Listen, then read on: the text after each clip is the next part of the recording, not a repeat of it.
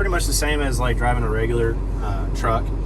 However, this plow, you know, it's got a biometric hand sensor, so it can sense it. You can hear the beeping. So that's the plow control. The plow can go up and down, left and right, and it's just up and down, left and right, like that. If I put my finger up here in the trigger position, I call it, it'll operate the bed up and down. And then for this truck, because it has a wing plow on it, I can put my finger underneath here and it'll operate the wing up and down. I'm not going to operate it right now because it's chained up. I don't want to break anything. But on this truck, it's pretty high tech. It's fairly new. It's got a sensor on, I don't remember where the sensor's at on this one. It's not my regular plow truck, but it does have a sensor. Oh, it's right there in front of the mirror. You can get a picture over there. It's right there in front of that mirror. And it takes air temperature and then road temperature. So it's 55 degrees out, and the road temperature, where we're at, it's 52 degrees. This takes dew point temperature, and then this is the relative humidity. So the driver of this truck usually kind of gauges what he needs to do with salt based off those numbers. And we also rely a lot on the forecast that we get from our supervisor or lead workers. And then this pane right here is the salt. And so this is set at, right now, it's set at 300 pounds per mile. And then the pre-wet liquid, which I was talking to you earlier about, is I have to push this button. I can push it right there. Now it's on standby, ready to go, and it's 6 gallons, and it goes all the way up to. And so for that pre-wet, we turn it up with this little knob right here, and it'll go up to 20 gallons a minute, or 20 gallons a ton. So then it's all computer actuated, so it'll go 300 pounds per mile at 20 gallons per ton of salt.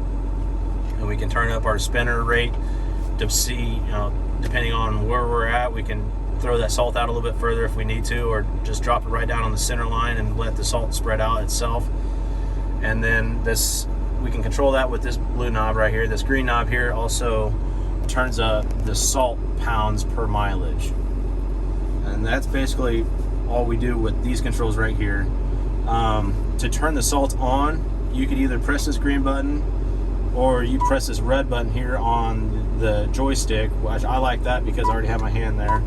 And if I want to blast a whole bunch of salt, like if we're just spreading salt bridges or just bridges and we're just salting, we use blast, which is this, and it'll dump out 1,000 pounds per mile for a set amount of time. So we usually kind of lead the salt into it and shut it off as we leave the bridge, and that gets a really nice coverage of the bridge, and it helps with keeping the ice off the bridge because that's the first thing that freezes over.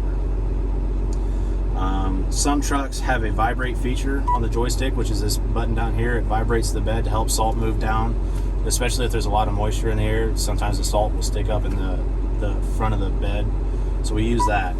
And then right here on this panel, it's kind of hard for you to see, but there are strobe lights we turn on. Those are our main lights that we always turn on.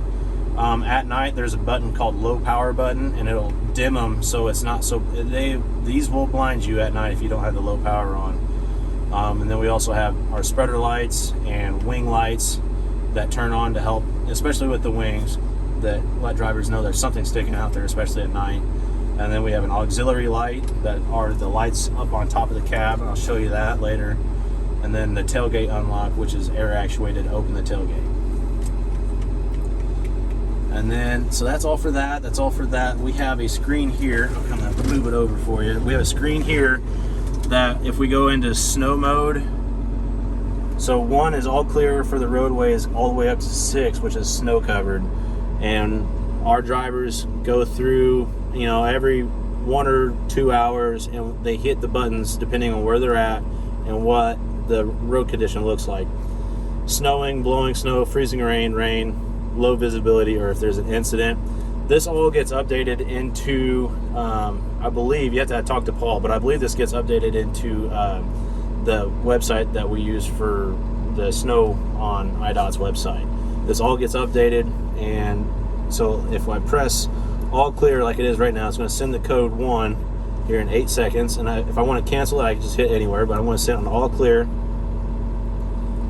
It takes 10 seconds.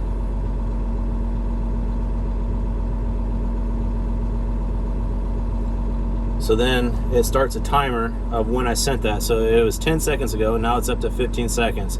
and we usually go 1 hour to 2 hours between sending another code. And then if there's like an accident, we can also press incident, even if we don't stop to help because we're out to clear the roads. We can press this. Sometimes the radio room will contact us and ask what was going on, or sometimes our lead worker will ask what's going on. That's just to help state troopers get sent out to help a stranded motorist or anything like that if there was an accident. And heaven forbid we get hit and we get taken out of service, there's a button here that says take out of service, and then that's what we use to let the radio room know we're kind of in trouble. Same button for report an incident. It's the same thing if we were in snow mode. The other cool feature with this pad is we have a live weather update on so even if we aren't getting anything from our bosses, we can look at the radar once it all loads, and we can see what we're going to be coming into here in a little bit.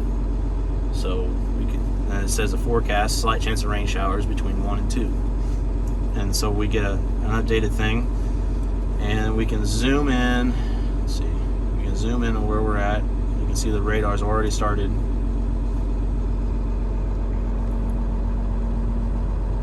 It's not perfect technology, but it works really well if we're out there by ourselves and we're just looking to see what's going on and what's going to happen here in the next couple hours. And then we can also go back to home screen. There's route maps of different routes that we take care of. In case we have a new driver, he can look that up, he or she. And then we also have our traffic control field manual.